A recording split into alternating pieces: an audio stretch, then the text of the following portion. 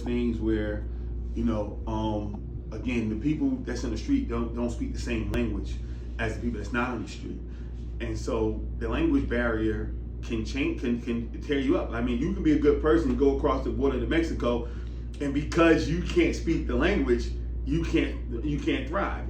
So it's important to learn the language. They have the wherewithal, they have the hustle.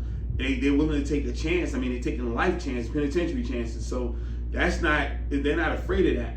But they just can't speak the language. There's so many people that I've done business with and used to be in the mix with who haven't been able to switch over, even though they've been legit, but they haven't been able to get the same success because they haven't learned the language. They were kingpins in the street and they can't get past, making $15 an hour, in the regular world because they don't speak the same language. So you have to learn the language.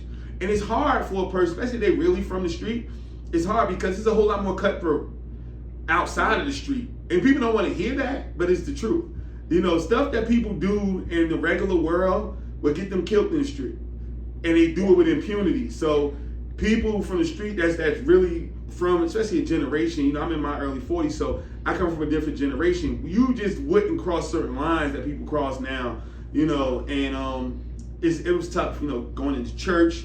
That was crazy, being in corporate America and working with these people. I'm like, I don't know how to do it. It gives you an anxiety, because in the street, yes, you understood the parameters and you wouldn't take those steps unless you just made up your mind to say, forget it.